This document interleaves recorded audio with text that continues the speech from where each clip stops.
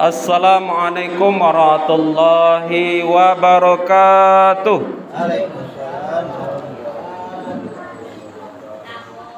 Allahu akbar. Allahu akbar. Allahu akbar. Allahu akbar. Allahu akbar. Allahu akbar. Allahu akbar. La ilaha illallah wallahu akbar. Allahu akbar walillahil hamd. Alhamdulillah. Alhamdulillahi rabbil alamin. Wassalatu wassalamu ala rasulillah Sayyidina Muhammad ibni Abdillah wa ala alihi wa sahbihi wa mawalah. Asyhadu an la ilaha illallah wahdahu la syarikalah wa asyhadu anna Muhammadan abduhu wa rasuluhu. Allahumma salli ala Sayyidina Muhammad wa ala ali Sayyidina Muhammad. Wa ya ayyuhan nas, inni usikum wa nafsi bitaqwallah. Ittaqullaha haqqa tuqatih wa la tamutunna illa wa antum muslimun.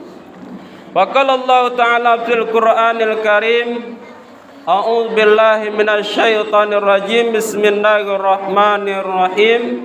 Inna a'tainakal kautsar fasholli li rabbika wanhar.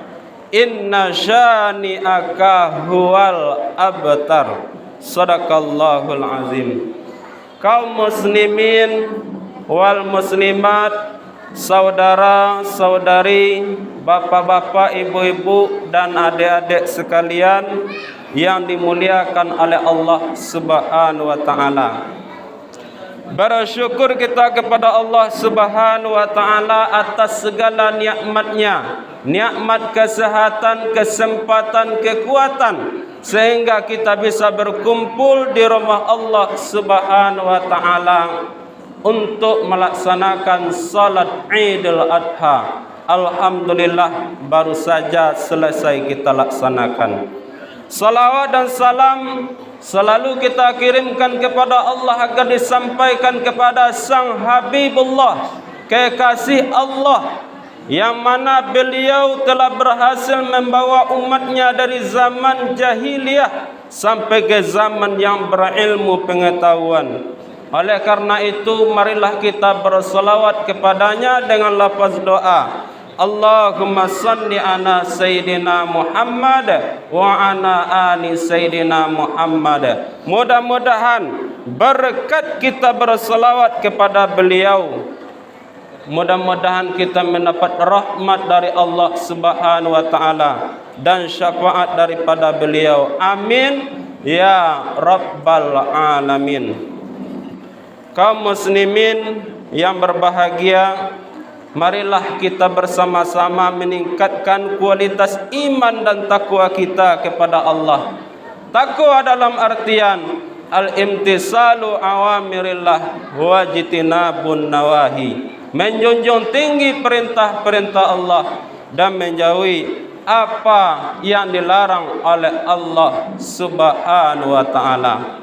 Kaum muslimin wal muslimat sidang jamaah Idul Adha rahimakumullah. Hari ini kita merayakan hari raya Idul Adha, atau disebut juga dengan hari raya Idul Kurban, mengingatkan kita kepada sebuah peristiwa kurbannya Nabi Ibrahim alaihi salam. Karena melalui peristiwa kisah Nabi Ibrahim inilah disyariatkan kepada kita untuk menyembelih hewan kurban.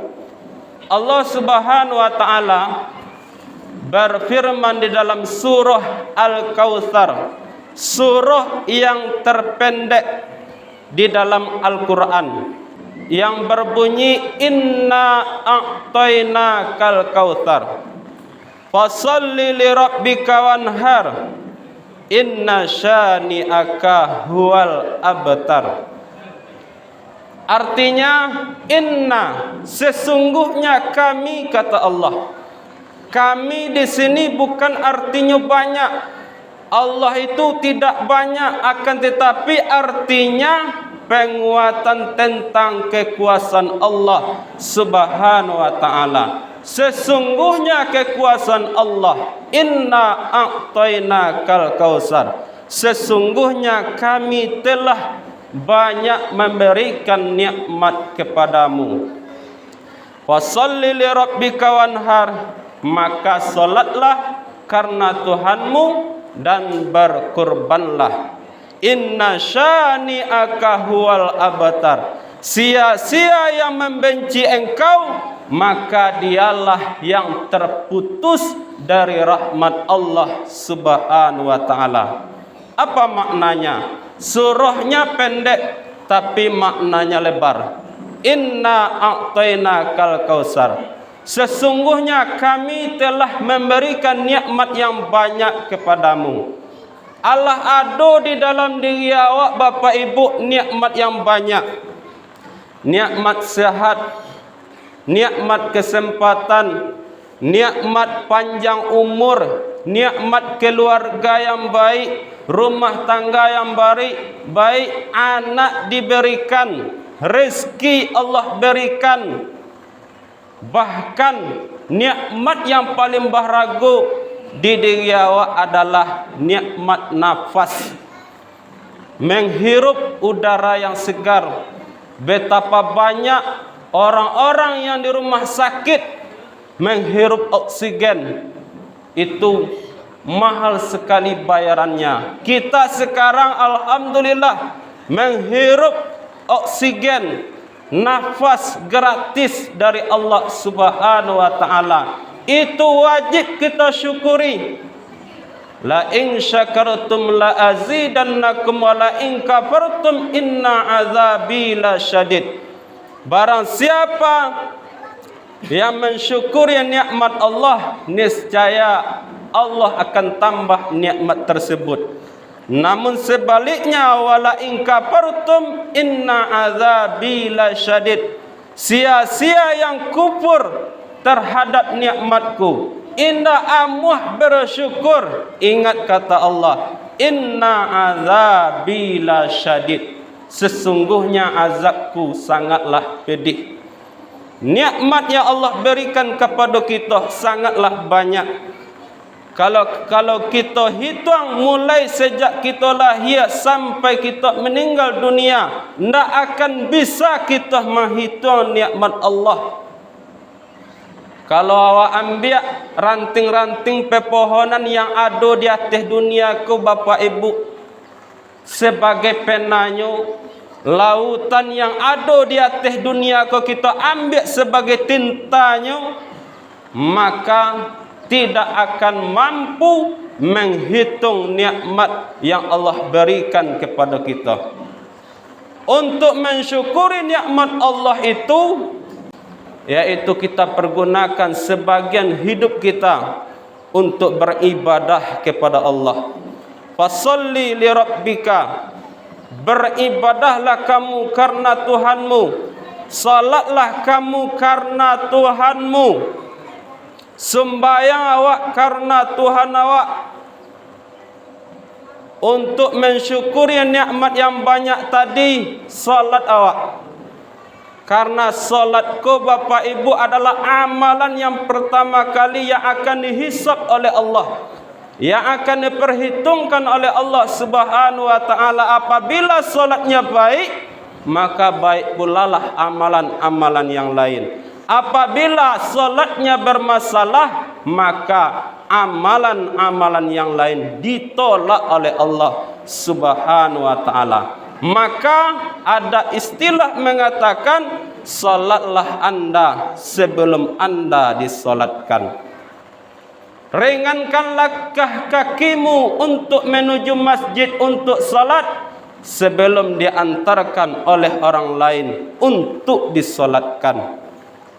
Sering-seringlah salat di belakang imam sebelum awak disolatkan di depan imam.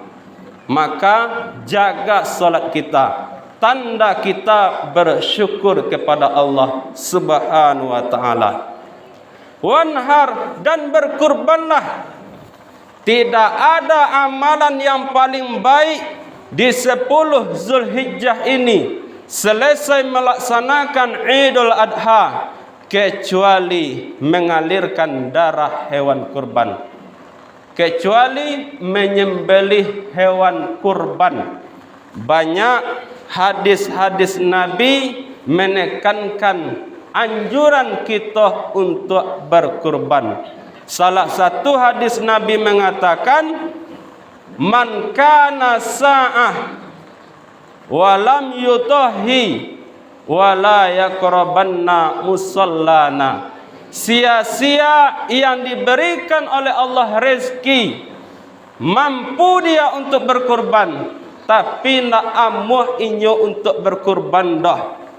Maka kata Nabi, jangan dakek-dakek tempat solat kami, jangan pai ke masjid, jangan pai ke surau, jangan sembah Allah, jangan berkumpul dengan orang Islam. Itu bukanlah orang Islam. Sanggup inyo berkurban, tapi ceke pilih jangan sembah Allah, jangan berkumpul dengan orang Islam.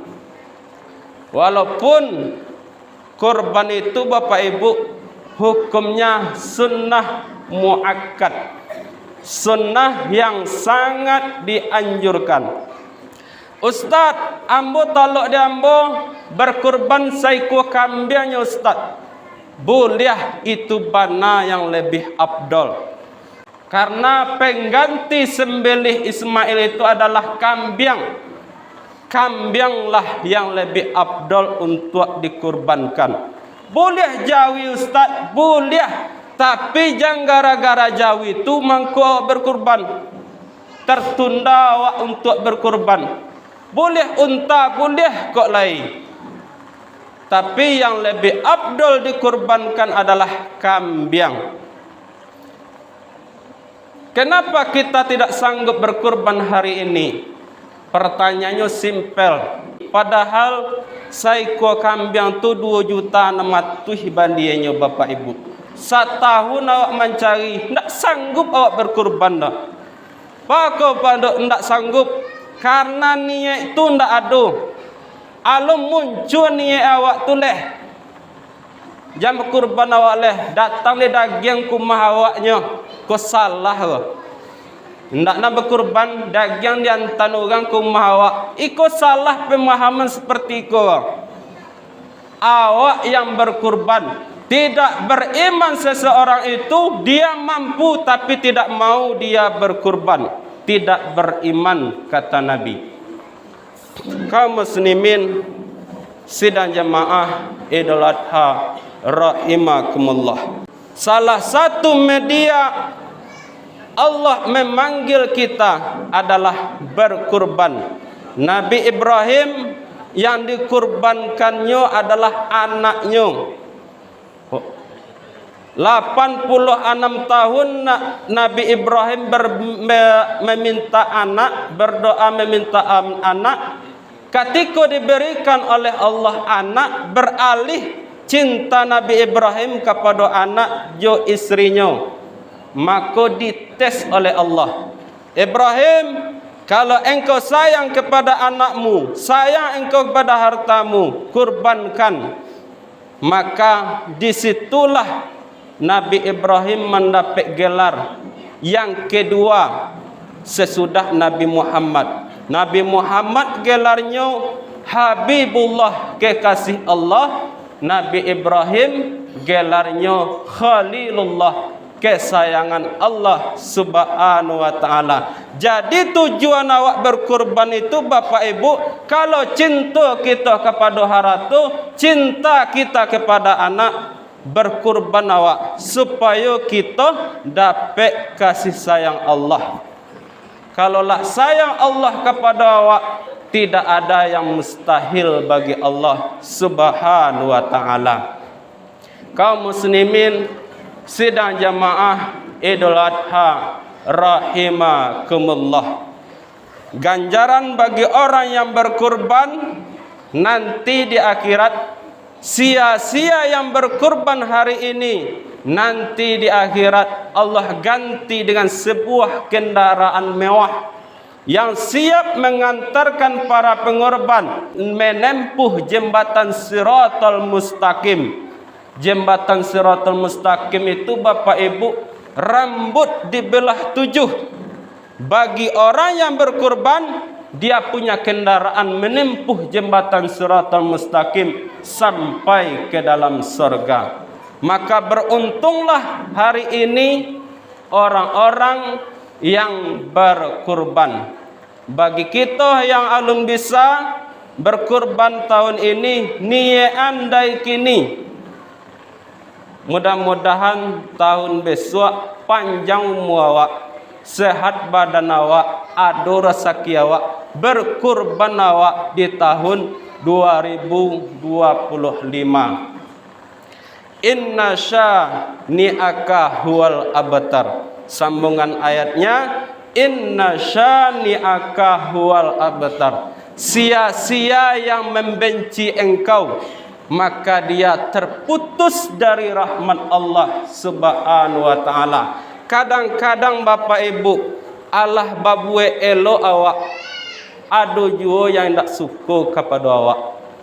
Lah melakukan kebaikan awak, ada yang banci dekat awak, silahkan ikuti ayatnya. Inna syani'aka huwal abtar. Sia-sia yang membenci engkau, maka dialah terputus dari rahmat Allah Subhanahu wa taala. Di dalam awak hidup ke Bapak Ibu, pasti ada yang tak suka kepada awak. Di mana awak tinggal, pasti ada yang benci kepada awak. Di mana ada Nabi Muhammad, di situ ada Abu Lahab. Ketika kita dibenci orang, ketika kita indak suka, tak disukai orang, maka jangan kita berputus asa. Tak boleh awak berputus asa, karena itulah kehidupan. Di mana awak tinggal, pasti ada yang indak suka kepada awak. Nabi Muhammad Bapak Ibu, dia dulunya dicaci orang, disebut oleh orang-orang gila, tukang sihir. Tapi apa? Dengan kesabaran beliau, Islam sampai kepada kita saat ini.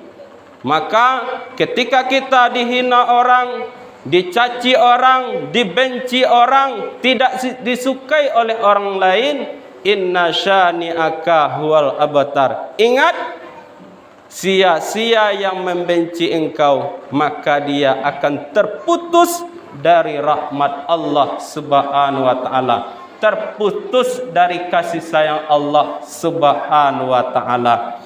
Mudah-mudahan khutbah yang singkat ini bermanfaat bagi kita.